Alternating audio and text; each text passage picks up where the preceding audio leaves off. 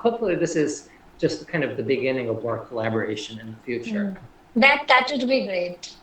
That would be Yeah. great. We are very grateful. That would be Oh amazing. no, same here, same here.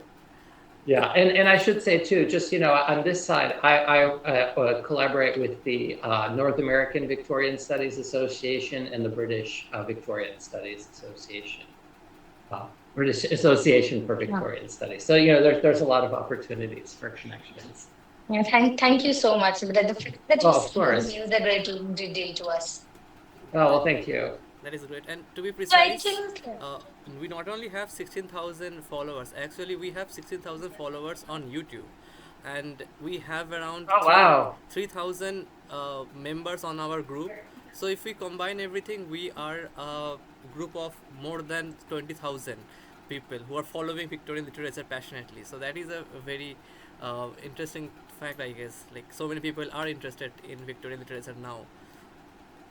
No, that's amazing. And so I mean, to kind of, I'm guessing that's not all kind of, advanced scholars. So you must have a kind of whole range of both, undergraduates, graduates, people in positions, people who are independent scholars, and then just the general public, right? Yes, yes. yeah, I think it's very multifaceted. Not only, it would be very insular to say that only people who are interested in Victorian literature are following it. Because we have been, the entire initiative of this entire project has always been to transgress from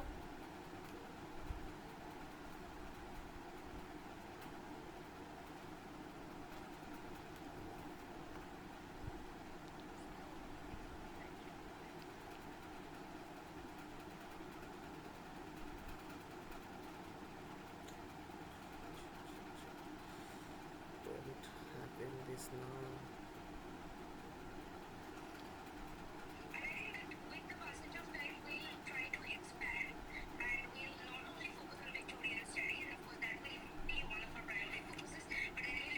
try to focus and expand as well. No, that's fantastic. And just kind of based on my own work, I think that going in an interdisciplinary direction as you're proposing is fantastic. And obviously opens up all kinds of interpretive possibilities. Thank you so much. We are very grateful to have you and Dr. Majee both with us. And I think now we can start because I can see a lot of people have already joined. Yes, yes, we can definitely start now. I think it's 7 or 2 right now. So, Shauli, would you like to introduce both of them? Yeah, but is Dr. Majee with us? Yeah, yeah, he is with us, I guess. Yes, he is. Yeah. So hello, sir.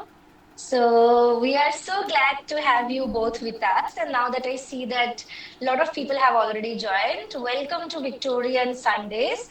Today we have with us Professor Adrian Wisnicki, if I am pronouncing your name right, and Dr. Shantanu.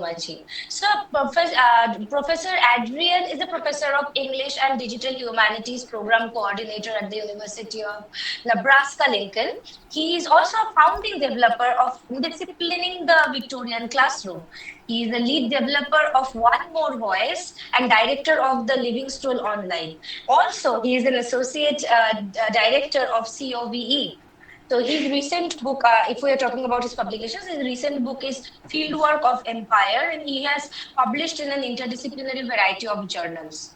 Like world literature in English, archival and cultural heritage studies, and all. We are so glad to have Professor Adrian with us. So, Professor Shantanu is very dear and very close to us. So, because he has been a part of this project since the very beginning. So, I think he also needs no introduction. So, Professor Majee is an associate professor in the Department of English at Techno India University, West Bengal. He earned his MPhil and PhD both from Jadavpur University. His research interests include Victorian literature, cultural history, and digital humanities. His work has been published in Palgrave Encyclopedia of Victorian Women's Writing, Journal of Victorian Culture, Essays and Studies, and several Routledge volumes. He is currently editing a Routledge collection on translating 19th century European classics into Indian vernacular languages and has contributed to projects on archival digitization and BIPOC voices in Victorian periodicals. We are so glad and honored to have you both with us. Thank you. Delighted to have all of us here. Good morning, Adrian, if I may say so. Uh, I don't Yes, know how to good morning. respond. Thank you. Yeah, yeah. I don't know how to respond when you say that it's raining there in Nebraska, because India, I mean, parts of India has been flooding this season, and we have not so good news to offer from this part of the world too.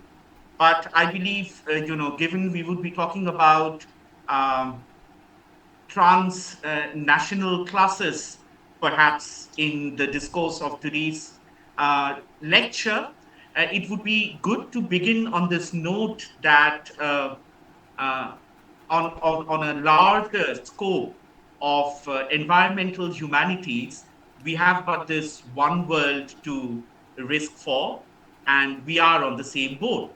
Having said so, I believe it will be just, appropriate and proper for Adrian to go ahead with his presentation first, and I will follow thereafter. Is it okay with you, Adrian? Yes, absolutely. Thank you. Great, great. We look forward to your presentation, Adrian. Please go ahead. Thank you. So just before I get going, I wanted to say thank you first to Shantanu for inviting me in the first place to join you all today. It's really a pleasure and an honor. And as I was saying, just as we were starting, I wasn't really aware of this group, but it's very exciting to discover that it exists. And I do hope that this will be the first of many collaborative endeavors rather than just a one-off collaborative endeavor. On my side here, I'm involved in several Victorianist organizations in the US and UK. And just, I'll touch on this briefly just by virtue of the kind of projects I've done. I've also just built up various kinds of collaborative relationships with individual scholars and with archives in Britain and the US and different parts of Africa. So, I think there's a lot of potential for talking more in the future. Something I wanted to say, thank you to Ritam for helping organize this. Everything was facilitated and made very easy by his intervention. So thank you. And then Shaonli, I think is that. Yeah, no, it's Okay, perfect. yeah, Shaonli. So I think you'll be the moderator. You're one of the moderators. Yes, sir. Okay, well, excellent. Thank you too, and then thank you to everyone else for joining us today. I do recognize it's Sunday, and I know a lot of people would like to spend, in your case, Sunday evenings in a different place. So, so, what I'm going to do is I have a brief presentation here, just like Shantanu, and we'll walk through this. And then I think the kind of more interesting dimension for us will be the conversation that follows. I will try to keep my presentation short, so I may go quickly through some parts. And in a lot of cases, I'm just trying to kind of be illustrative rather than comprehensive. If you have any questions, of course, we can answer them in the second half. Should I go ahead and share my presentation on this side? Sure. Would you like to coordinate it on that side since you have both of our presentations? You can go present the paper. I mean, that would be better, I guess. Okay, so let me put on my slides here. Give me one moment.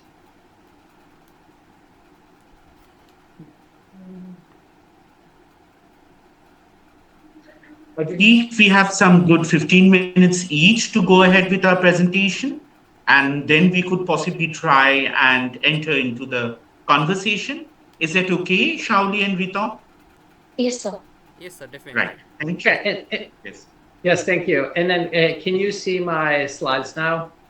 It is visible, Adrian. Yeah, it's visible. Okay, perfect. So here's the title. And, as you'll see in a moment, my presentation is really meant to be complementary with Shantanu's. I'm kind of talking a little bit more about the representation side of this presentation today. He'll be talking a bit more about the pedagogy side. And in particular, the project I'd like to discuss that I've been involved in, and that was mentioned a few minutes ago, is a project called One More Voice. This is the URL if you'd like to take a look at it.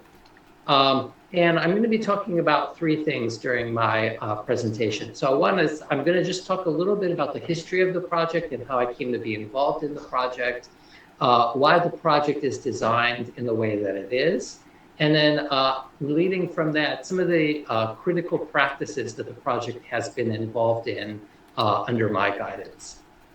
So one of the most important things to say about my scholarship in general is I'm trained as a Victorianist, and initially my scholarship focused on literature by white authors from mainland Britain. But over time, my scholarship has really expanded to look at the global 19th century. And in large part, this is due to the fact that I've done quite a bit of archival work with a wide range of archives in Britain, in the US, and in South Africa. I've chosen one archive here just as a kind of representative of the kind of larger archival work, but this is SOAS, School of Oriental and African Studies in Britain. And SOAS has one of the premier collections for African studies in the world. And that's one of the reasons why I ended up collaborating with them as much as I did. So, so this is one key component of my scholarship. Another key component of my scholarship is in terms of archival work, the specific kind of scholarship that I've been engaged in focuses on manuscripts. And it has focused on manuscripts related to travel in the 19th century, particularly travel in 19th century Africa.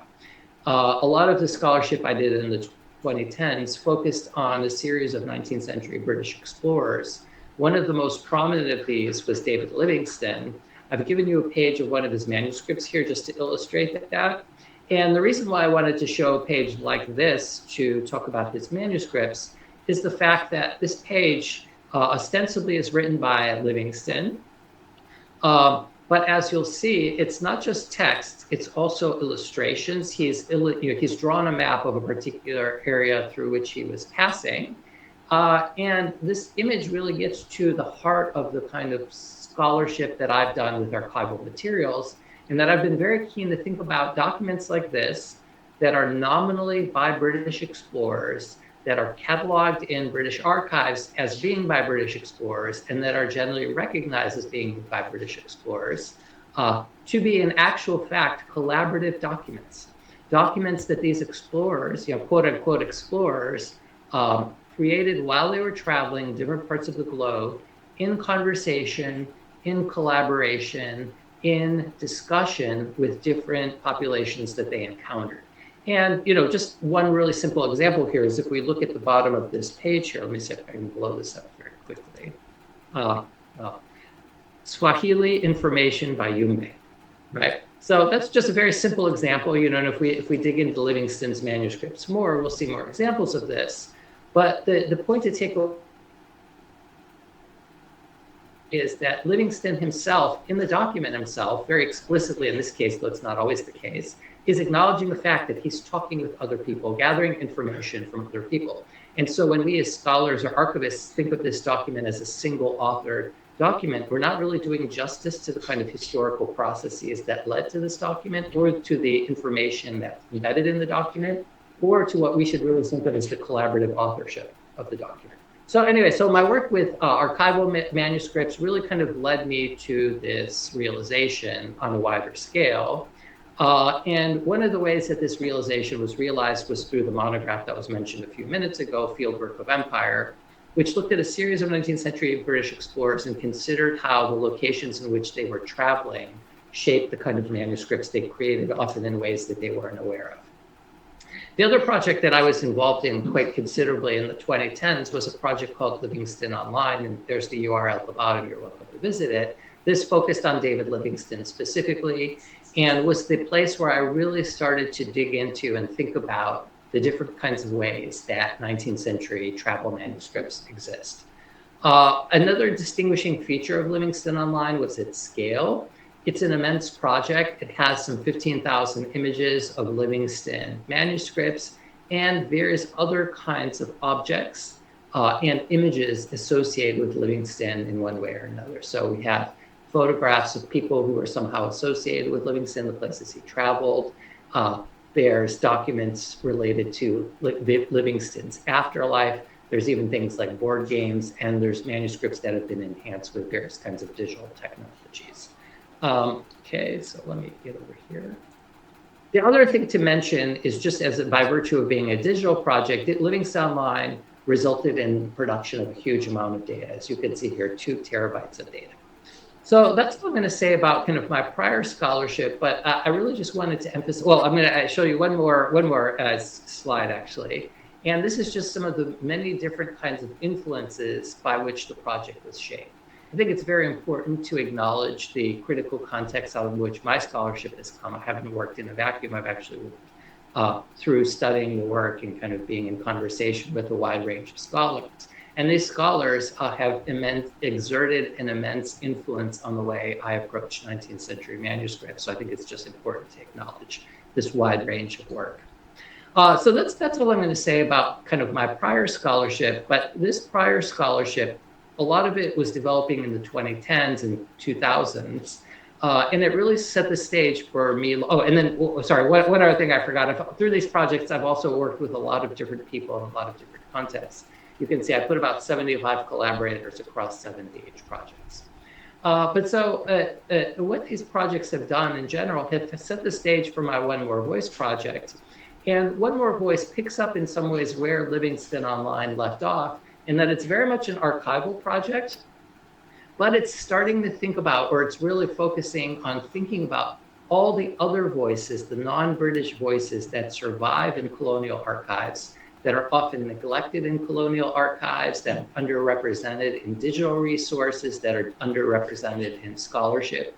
And it focuses on, one, restoring these sources to kind of the wider scholarly world so that scholars are engaging with them.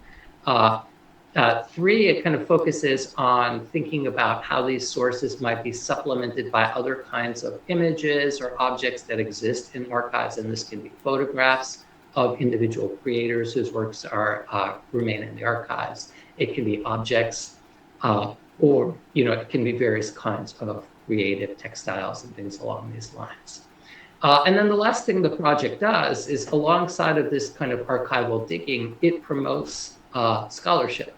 And in particular, and this is a dimension that Shantanu can speak to from one of my other projects, which is very similar in this regard, it seeks to promote scholarship from voices and scholars that are not usually invited to the larger international scholarly table, and to create a space for those kinds of scholars. Obviously, things are changing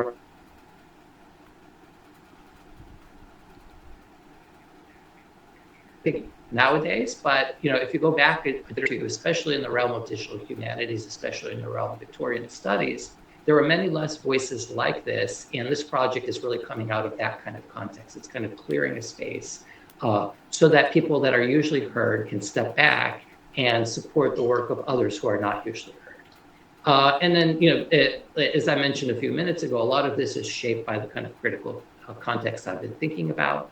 In my particular case, in the realm of digital humanities, one huge influence on me has been the scholar Pika Risam, who's been involved in this project among many, many others. This has really shaped or helped shape how I can think about digital scholarship and the kind of social justice priorities that I bring to the scholarship, kind of critical concerns. And then the last thing to note is that I'm also thinking about my project as being accessible and as being viewable in a variety of contexts around the globe, so that people with different kinds of contexts are able to access them. And so all the projects are built to be fast now. They're built to be responsive, and One More Voice is no exception to this. Just giving you 3 examples here of how this site looks on desktop computer, an iPhone, and then an iPad, or any kind of mobile phone. And the point is, the experience is not in any way diminished or really changed. It's not changed in any way despite any kind of different device that the user may be using. And I think that's really important to ensure from a kind of more global accessibility perspective. So that's it. Thank you very much. The last thing I should mention is I've recently launched an Instagram page around one of my scholarly interests. So if you'd like to follow me, this is the place, technically, Adrian. Thank you very much.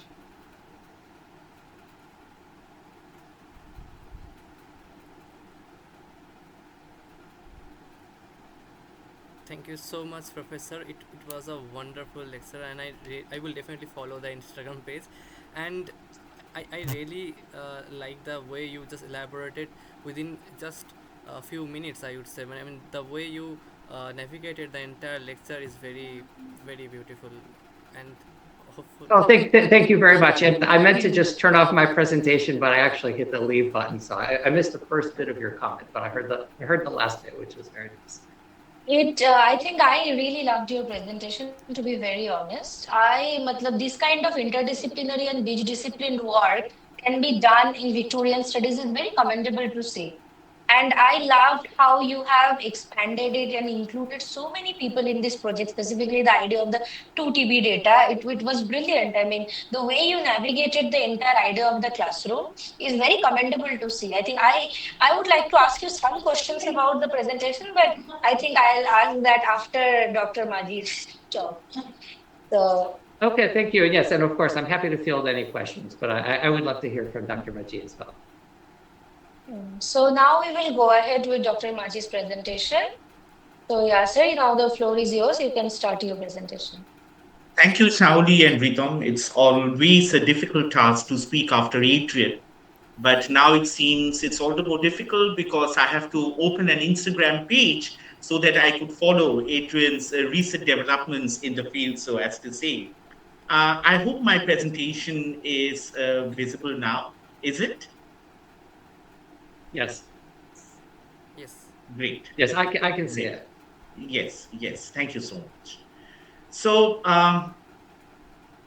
incidentally, it is but a great pleasure that I'll be speaking about an initiative which is led by Adrian and his great band of workers who have been trying hard to make the field of Victorian studies more inclusive and re examine and re evaluate ways in which this field has been traditionally approached and taught.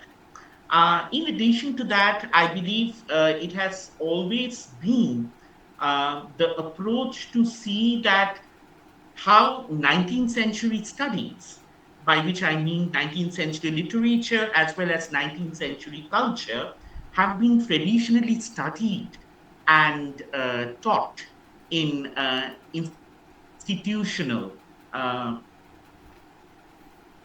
enclosures. Um, Incidentally, in my presentation, I will talk about my alma mater, which is Department of English, Jadavpur University.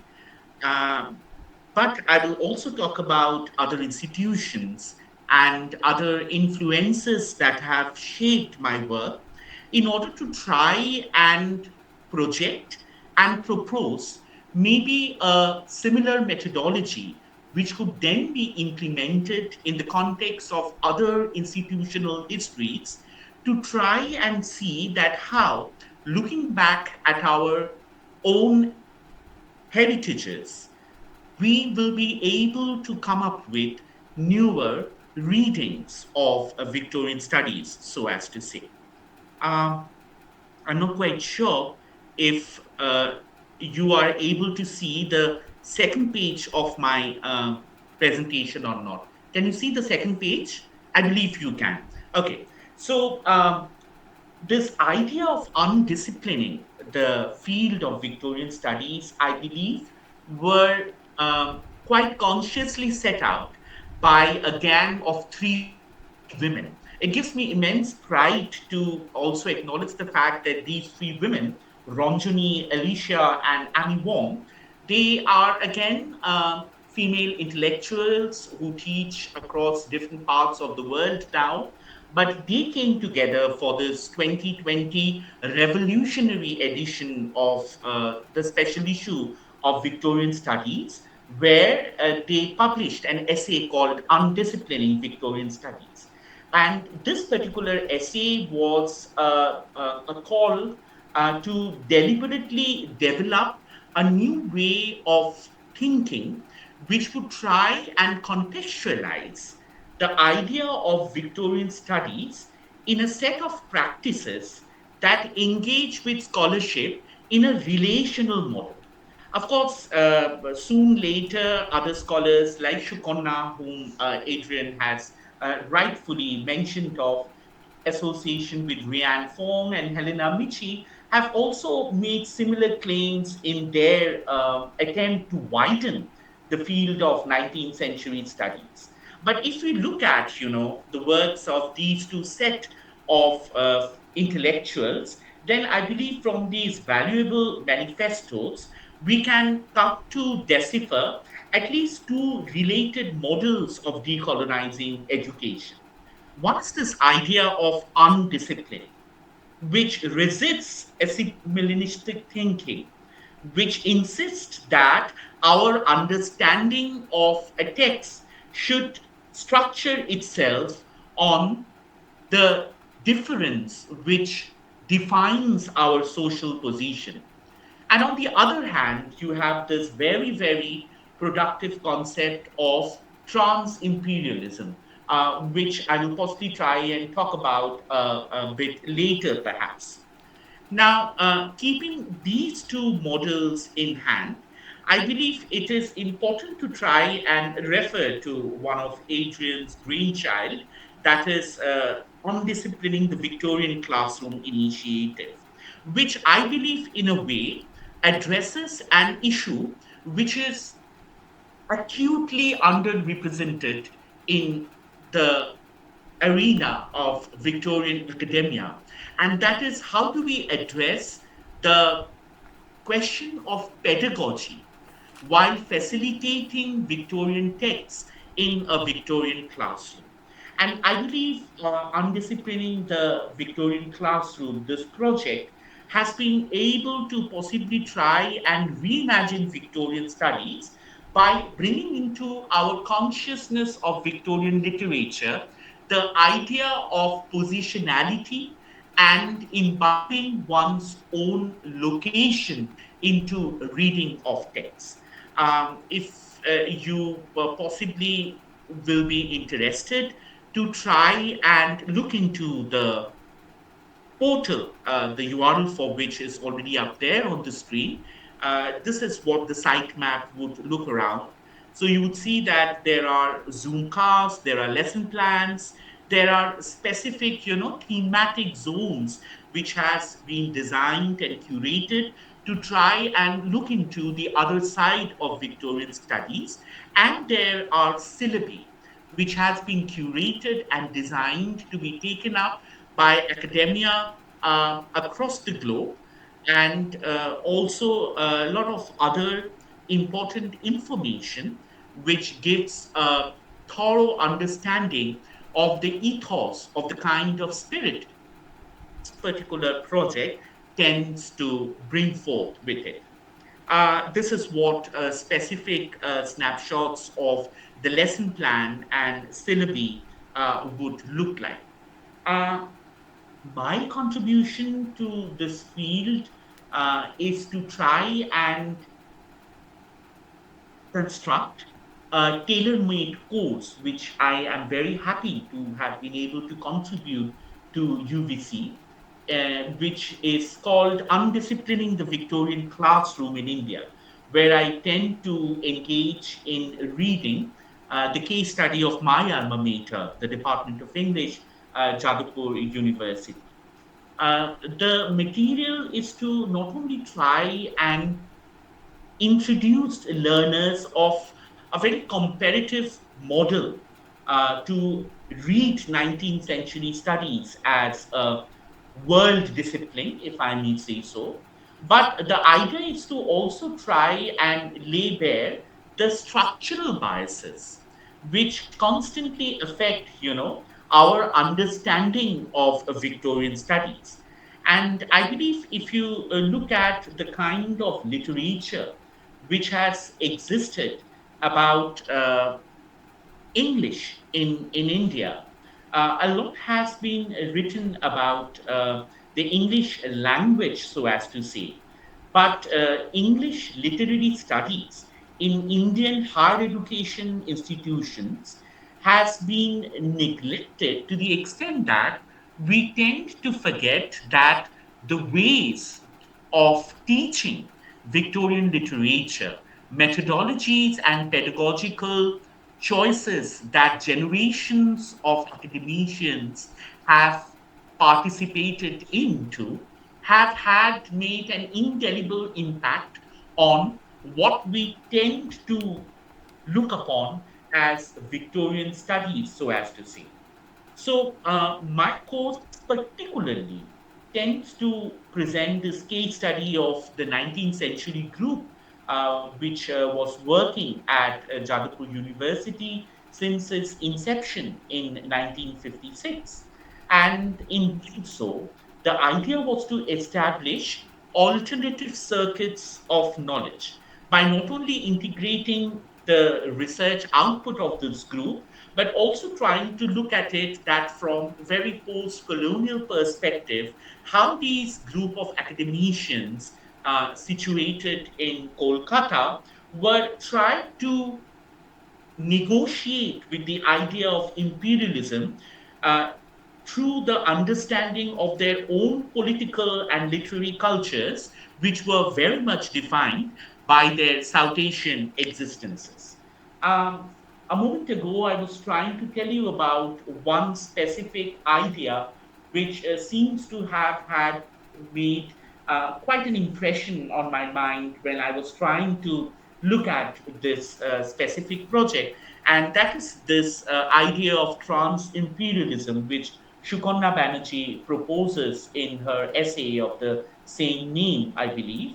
And this I came to realize could be a very, very interesting breakthrough in trying to understand the micro history of Victorian studies in any institution. That is, if you are open to re examine the history of English literary studies from a very institutional perspective. Let's say someone is interested to look in that what kind of research in Victorian studies have existed, let's say in Department of English, Delhi University, since its inception, then this context holds the promise of generating very productive models at a micro level. So, what does Shukonna means when she's talking about trans imperialism?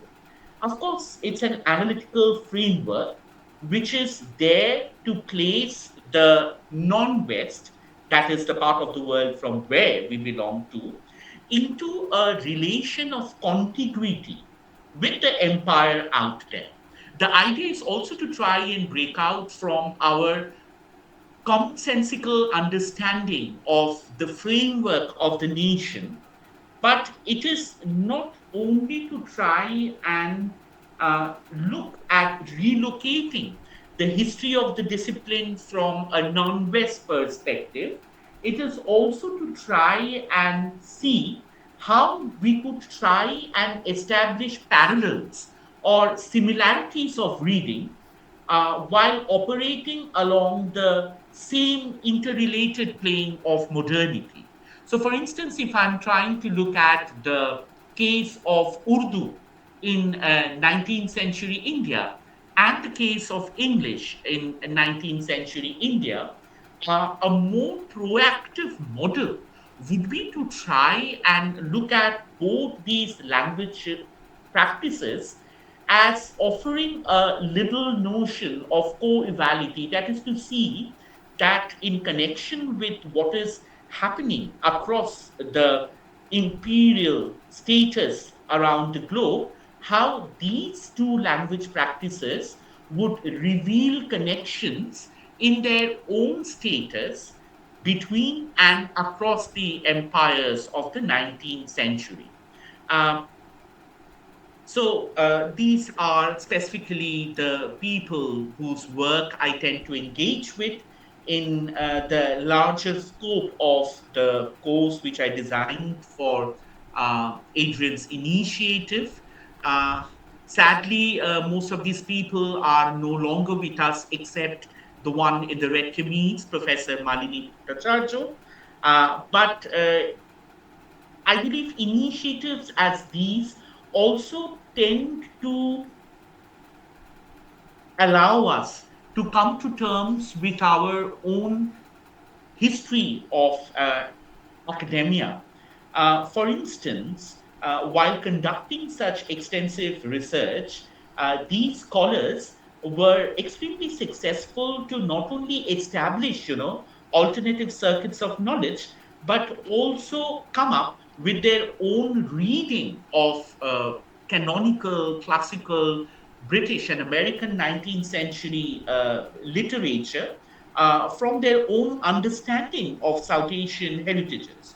So, if you're looking at Malini Bhattacharya's research, you see that her approach has always been to try and understand English literature through a comparative analysis of the regional literature of Bengal.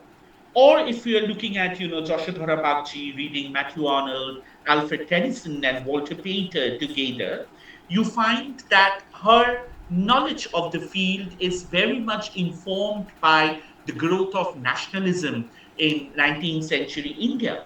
Similarly, for Sheila Lahiri Chaudhuri, who is looking at the interconnections between John Ruskin and Mahatma Gandhi. Sajni Mukherjee, who is working on Bengali adaptations of Charles Dickens and trying to give us a unique perspective hitherto unknown to the academies of the West. So, this is what my course profile looks at, and this is the larger breakdown of the course as it stands in terms of its historiography, so as to say. Now, what can we learn from course design like this is the question I would allow the listeners of this dissemination to engage with and contemplate upon. Of course, the material included in a syllabus like this chiefly corresponds to a rich body of literary criticism. As students of cultural studies, we can delve into an analytical reading of various genres from the long 19th century. That will give us a more, inclusive understanding of the cultural backgrounds for sure. Even beyond that, beyond this advocacy for pluralism, the recommendation is to also try and analyze this approach as an instance of comparativism. As learners, if we want to consider the relation between the context in which these criticism has been composed, then the context in which these literature has been read and received also becomes extremely important for us to prompt our understanding of these literary systems. And it is only through such interliterary studies, it is only by trying to open out to specific institutional contexts, I believe we can try and make ourselves more aware of such histories at a micro level. On a larger mindscape, I believe approaches as this also orchestrate at a transnational understanding of Victorian methodology. When I say so, I am not merely proposing an ideal approach of transdisciplinarity. It's not only about looking at a wide range of disciplines, which include subjects from humanities, include subjects from social sciences, and also subjects which are now termed as transdisciplines, such as cultural studies, critical race studies, or gender studies. But when we are supposedly engaging ourselves in a true trans methodology, then this approach would ideally be able to be trans-linguistic, to be trans-artistic, and also trans-sectional, so as to say. So when you are bringing in your understanding of Dickens, let's say, a Bengali translation of a Dickensian classic being, printed out from a shabby press at North Kolkata, you are also bringing into your consideration the idea of a synchronic system, which is rather impacted by the historical moment at that specific time and space, at that geographical location, and at the vicissitudes of that specific reception. This is, I believe, what Kimberly Crenshaw also talks about when Kimberly has to discuss the generative concept of social ethnic intersectionality, to try and develop an approach towards cultural studies which enables you to engage with the various axes of social stratification: nation, gender, race, ethnicity, sexuality, all of this interconnected and mutually impacting with each other. In a certain way, if we are able to reach at an understanding of this order, I believe then from our own location in time and space, we will also be able to provide and attend to deprovincialize the debates between the West and the non West in its spatial, geographical, as well as cultural terms. Of course, in the brilliant introduction to Adrian's works that Shauli had been able to provide, Shauli did talk about undisciplining the Victorian classroom, and also, I believe, hastily mentioned of COVE, which is this collaborative organization for virtual education, which is the greatest encyclopedia of Victorian literature, totally scholar driven open access platform that publishes peer reviewed material and flipped classroom student products to build up their online tools. I believe from the kind of instances which we had been discussing since the very beginning of today's lecture, it is important that we realize that the attempt is to try and participate in a distributory model of academic understanding, to try and look at our knowledge infrastructures in such a manner so that we could all contribute to this collaborative idea of academia as commons.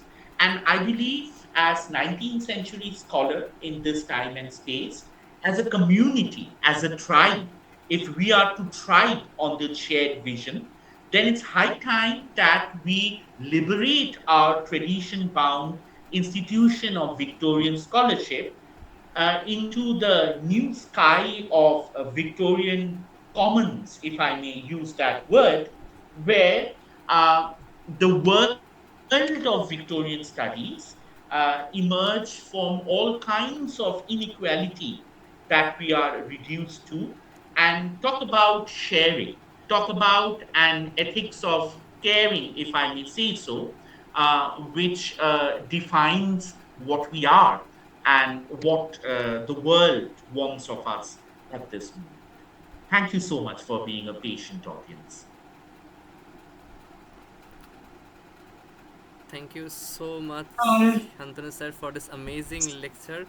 And I mean, being a PhD scholar at Jadavpur University, it was something that really, and makes me wonder, like the kind of past we had in terms of the kind of research we were that were happening at the department, and also the fact that when you mentioned that the way they used to incorporate our traditional or regional like text with Victorian literature, and that comparison is very important in order to understand both the culture and the norms. So I really liked the lecture. Shauli, you were saying something, I guess.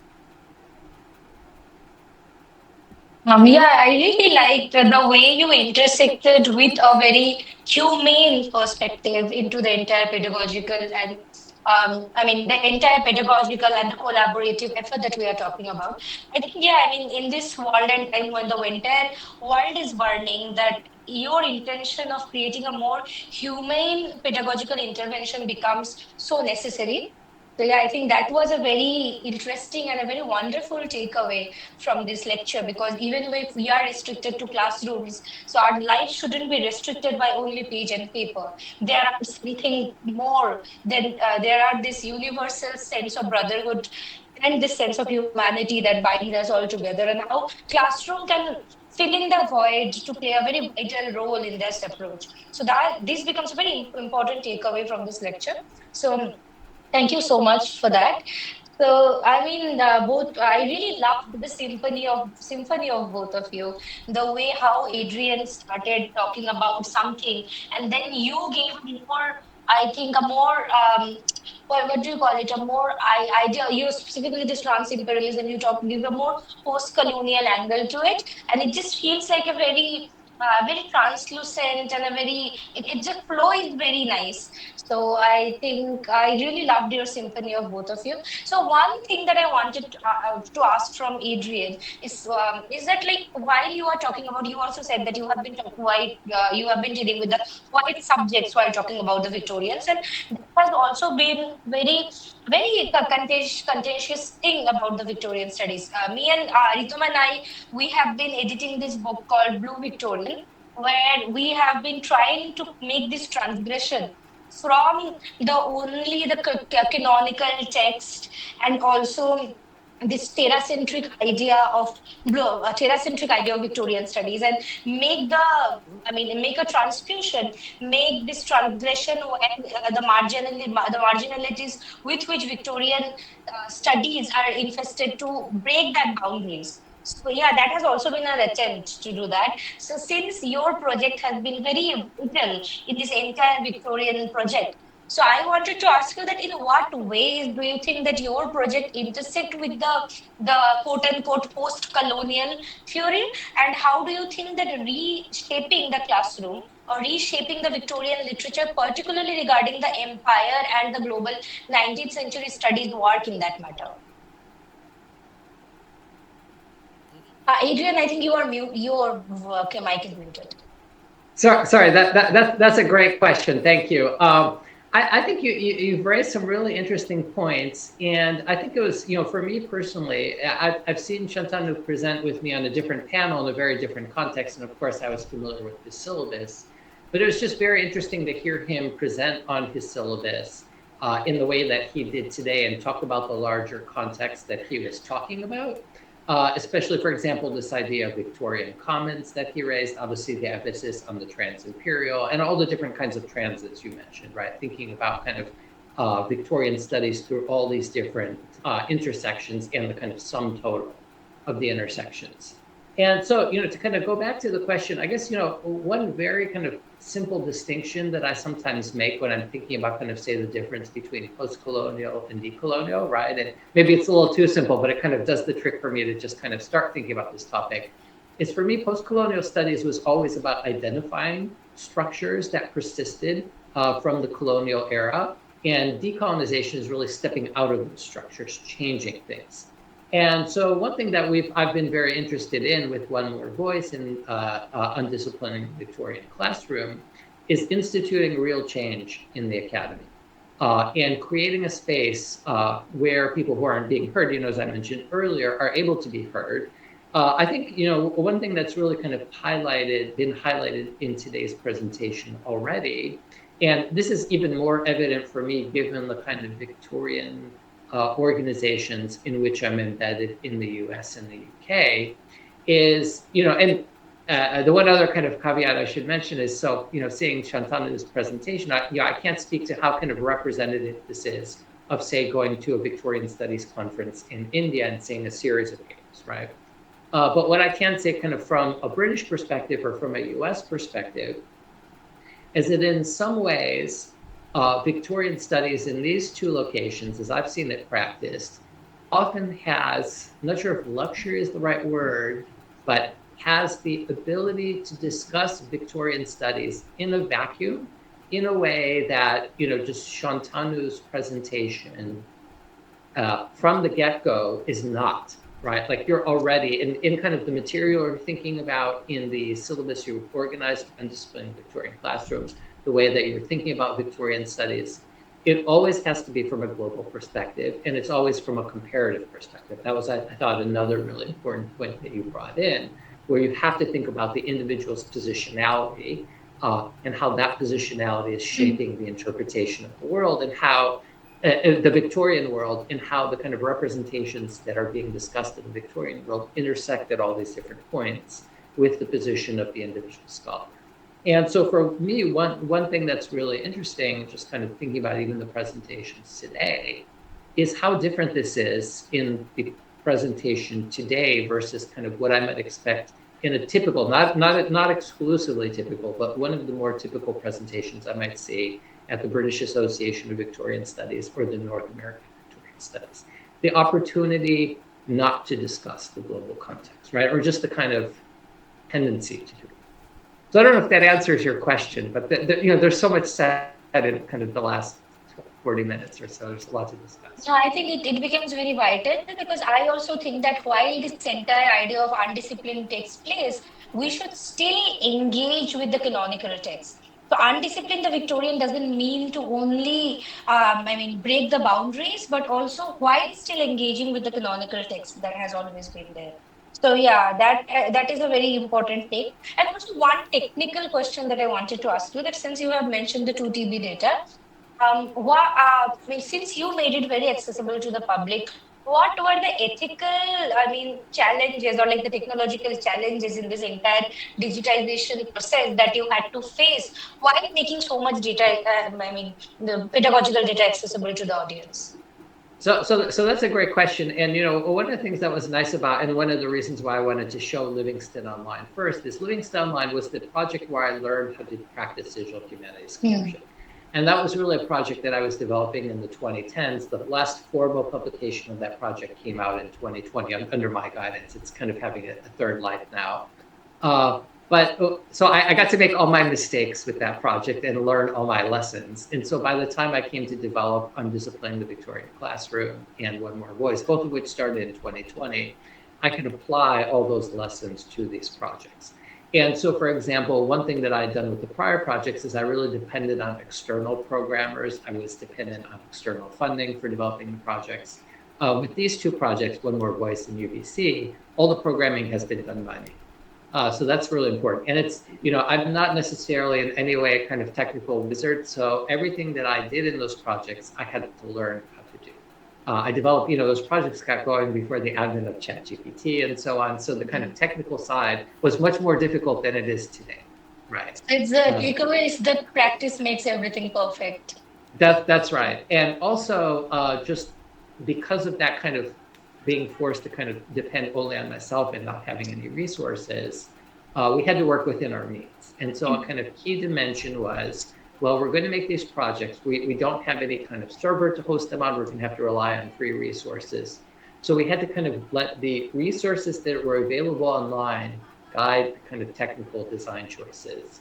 At the same time, work within my kind of constraint, my lack of capabilities as a programmer, right? So everything had to be done by me or no one was going to do it. So what that meant is that the technical dimensions of these new projects are much simpler in a lot of ways, but what that's meant is we've been able to invert the projects. And so the story of the projects is not the technical dimensions as it is often in digital humanities projects, but the content, right? The content that we publish is the significance of the projects. And that there's a kind of significant weighing of that content, and the fact that we're able to publish scholarship by people like Shantanu really kind of speaks to that. That is very commendable and inspiring, both at the same time. So I think Nilanjan. Yes, Nilanjana has been waiting for long. Unfortunately, I believe she just left the meeting. Might be a technical glitch. I hope that she gets back and joins the conversation. But I would just like to intervene at this point. And I believe it's also important to realize, I believe both in Adrian's case and mine, that we were not born into a digital era as Shauli and Ritom you are, right? Which is why I'm so enticed to ask Adrian, do I know a bit of his response in this regard? That how did he, get himself introduced to digital humanities? Because, this is what we were trying to say when we intended to talk about bringing our own positionality and location in research. For most of us, our introduction to digital humanities has been through our higher research, right? So I believe it's also important to try and relate to this process of initiation into the discipline. And that in itself has a more, impressionable a notion of what you intend to do with it, and how do you allow it to impress and imprint your content, so as to say. So, Adrian, would you like to say a bit that how did you get yourself introduced to digital humanities now that the world is celebrating you as a master of DH projects? Sure, I'm happy to answer that. I'm not sure if that last description is accurate, but I'll take it as a kind of kind compliment from you. Uh, so, I think that this very simple answer is one, and you would see this if you spend any time with me trying to develop a project. I really do not have technical skills. But I have had a lot of colleagues in my project who have been very supportive, very generous, very open in teaching me their skills and supporting me in learning different kinds of skills. And so for me, in some cases, it was just a matter of kind of by chance almost happening to work with people who are very generous with their time. Especially in particular, when I was just getting started, I worked with a team of imaging scientists who are working in the digital humanities, led by a fellow named Mike Toth, Roger Easton, James Cummings. And those people in particular were very generous in sharing skills with me. And once I started to develop those baseline skills, which a lot of cases was the most basic kind of HTML and CSS skills, I really learned by addressing specific problems. And that's kind of what I would say is kind of my biggest kind of advice to anyone interested in the digital humanities. Identify a small problem that you would like to tackle through the digital realm. And it really needs to be a small problem, and see if you can solve it. And if you can solve that problem, then you move on to the next problem. And often it's kind of the challenge is not solving the problem, it's identifying a really small problem that is feasible for you to solve.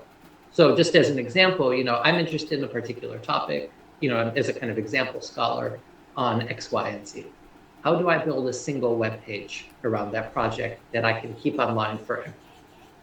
Right, just a single page, right? And that is like a small problem, but if you've solved that, you've actually solved a kind of much bigger problem in digital humanities. And so a lot of it is scope. And so I would say kind of keeping the scope small and feasible, and then trying to do it yourself through online resources or reaching out to other scholars. So I don't know if that helps, but that is really kind of the method that I pursue. Thank you so much. That has been a very Sure. frank response. I believe we have questions coming in. Before we could move on to that, I'm just being a bit greedy, as it seems you don't get Adrian to hold this conversation daily. So just one question from my side, and then perhaps we can move on to pick up this conversation with Nilanjana and the other users. I also see some of our colleagues in here. I'd be glad if they speak out about their own, interventions with it. But concerns the has been at the limelight of today's presentation, Adrian. I am referring to One More Voice. And I believe One More Voice is phenomenal not only in its approach towards methodology, but in certain ways, it also, pedagogically speaking, um, allow us to decentralize this idea of the archive. I'm worked with you as in the capacity of a reviewer for One More Voice, and I can't tell you how surprised I was to see that the idea of a feedback mechanism is not based on the conventional blind reviewship, right? The notion is to try and be transparent to your work, to the ethical side of it, and that makes so much of a difference. But my question is, given that One More Voice tends to bring in indigenous voices as part of the larger collection, did you ever have members of this community maybe respond to the archive in their way of engaging with the archive, sharing their feedback, and what had been the response? Sure. So that's a great question, and I'll give one very simple example to illustrate this. So a project that I've been working on with a graduate student at Northwestern University over the last 5 years or so. centers on the correspondence of a fellow named William Ivins Craft, who is a descendant of formerly enslaved people in the US, but who has ancestors now, or descendants in the US and the UK now. And so this project has been led in particular by this graduate student at Northwestern University, and I've been kind of serving in a second capacity, but a very kind of involved secondary capacity. And so what the student has been able to do is locate the descendants and involve them in the project of developing the project, and they have responded very enthusiastically. I think, I can't, so we're in the process, this project is near completion in terms of peer review, and I cannot remember now off the top of my head if it is yet published on One More Voice. But during one of the following comments, I'll take a look and see. But so in that particular case, what we were particularly interested in doing is identifying the community for whom the particular manuscripts that we were publishing had relevance, and then working carefully with that community, not only kind of show them what we were doing, but to gather knowledge and information and history from them. And so the critical scholarship around that project incorporates information that was gathered from these people through interviews and so on. So it's actively developed with their participation. So I think, that is probably kind of one of the best examples of that kind of project. In terms of reaching out to scholars kind of from different kinds of communities that are being affected by the kind of scholarship we do. Shantanu, I think you illustrate this in a lot of ways too, right? Like I had become aware of your scholarship through Undisciplined Victorian Classroom. And so then when I was working on this project within One Voice called Five Black Voices in the Victorian Periodical Press, I was very keen to find peer reviewers from some of the scholarship that had been developed from around the world, from different locations that were being touched. And so we reached out to you, and you very kindly agreed to be one of the peer reviewers. And so that is a kind of a different kind of moment, right? And in one case, we were looking at thinking about how we can produce history in collaboration with the populations being touched by the project. In this particular case, we're really interested in kind of engaging the critical scholarship from people whose kind of historical elements come into the project in different kinds of ways. Brilliant, brilliant. Thank you. I think we have had questions from other participants. Maybe Shauli and Ritom could lead us to those queries. Okay, before Yes, that, so I have a question to Shantanu sir. Since I was taking few classes at Jadavpur University, I mean the Victorian literature to UG1, and I'm sure you have done that at your department as well. So, can you tell me what are the problems or like the rewards of teaching Victorian literature in Indian classroom? I know this is a question that I wanted to ask. I believe, in our context, the Victorian times is a living, entity, so as to say. I mean, you look at our city space, you look at our moralities, you look at our everyday practices, and you will see that so much of what represents the Victorian age is a matter of contiguity and continuity, at least in Kolkata of 21st century, so as to say. I believe the biggest challenge in classroom teaching, and as I rightly know that, in undergraduate classrooms now, we tend to begin our understanding of English literature with the 19th century, because in Jadavpur also, some of the earliest courses that are taught is Romantic literature and Victorian literature. Am I correct, Ritam? Yes. Yes, yes. We often tend to forget that the students are active agents in a classroom situation too. So it seems that in a very conventional classroom model, the facilitator would instruct the student, as in what is this notion of history and what are the dates and the events to follow, and what kind of literary prototype we might possibly adhere to when we are reading a poem or a novel or a play.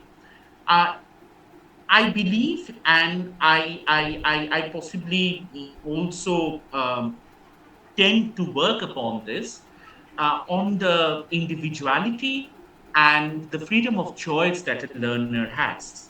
until and unless, as a facilitator, we are able to bring in the voice of the learner in the classroom situation, there isn't a word that could be taught. I mean, we can't teach anything. It is the learner who learns. And what we have to provide is an amicable atmosphere and an inclusive environment where the talents could prosper. So, to answer your question, that is, it might be important to try and bring in your learner's understanding of the textual history of the history of the time in your own design of the classroom material. So why don't you ask your learner to possibly try and go back home and have a word with the elders in the family, or possibly try and unearth the lineage that the learner has in her own code, to try and use that as a prism, as a lens through which then you could try and facilitate reading of Victorian classics in class. That, I believe, will be an exciting move. Thank you so much, sir. And that answers the questions actually. The pleasure is mine. Yes, I think we have questions in the chat box. Someone is asking a question to Professor Adrian. So they are asking, could you please elaborate a little bit on the social justice and digital humanities, especially with respect to differently abled commons? Sure, I'm happy to talk about that. And just before I do, I did find while Shantanu was speaking, I found the link for the project for One More Voice that I was just mentioning. So it's not yet public here, but here's like a sneak preview of that project if you'd like to take a look. So what I was very keen to do with both Undisciplining the Victorian Classroom and One More Voice is make the projects widely accessible from the perspective of universal design. And so the projects, obviously, for an able-bodied user are fully accessible on different kinds of devices, but there are a variety of elements embedded in the projects to facilitate people who are impaired in various kinds of ways or just cannot access the internet as able-bodied users. And so, for example, projects are set up so that all the colors in the project meet various kinds of I'm blanking on the name now, but meet various kinds of specifications for contrast and so on. Projects are fully tabbable. The kind of coding that we've used respects various kinds of universal design practices. And so as a result, the projects can be accessed through screen readers, through different kinds of assistive learning technologies, as well as kind of the typical or usual ways that people access the internet.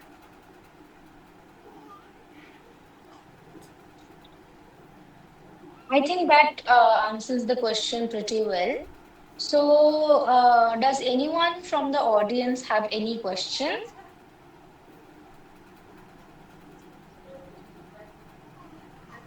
So, I don't think so. I think all the questions have been answered. All the dimensions have, yeah, so have been answered.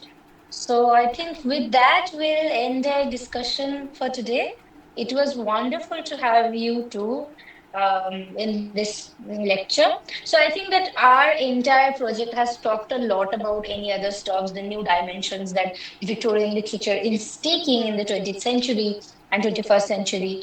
But I think we have not talked about the pedagogical aspect of Victorian, which is it becomes very vital, very pivotal, as well as very crucial while talking about Victorian literature in the context specifically of South Asian countries.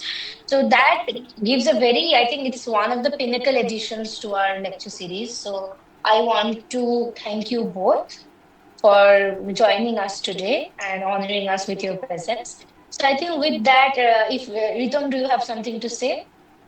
Okay, thank I you. just wanted to say, Yeah. oh, sorry, go ahead. No, please, please.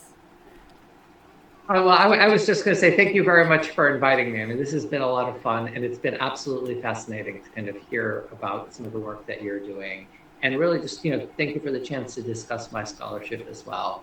I did want to emphasize something I said much earlier. I do hope there will be further opportunities for collaboration in different capacities. And now that I've kind of had a chance to, meet some members of the group, I'll be thinking about those kinds of collaborative synergies we might establish, either through my projects or through BABS or NAPS, or the Victorian organizations in which I'm involved. As the co-founder of Victorian Sundays, I think both of us, we are very glad that you literally spoke about these opportunities. We look forward to more and more opportunities to work with you and also learn from you. And a Oh, thank you. special That's very kind. and a special thanks to Professor Shantanu sir. I mean, without you, it would not have been possible to arrange this wonderful session. So a very big applause to you, and thank you, Adrian sir, for joining us and for making this event successful and possible. So we really wanted to have a collaborative endeavor in the future, and we will definitely wanted to make continue this legacy, and that is it. I think now we can end this session. So thank you for all for staying with us. I mean, also the audience and the participants who were there. So with that, we are ending the session. Thank you so Yeah, much. so stay tuned for our next lecture on Sunday. We'll see you guys on next Sunday. Bye bye. Bye. Thank you again. Thank you so much, sir.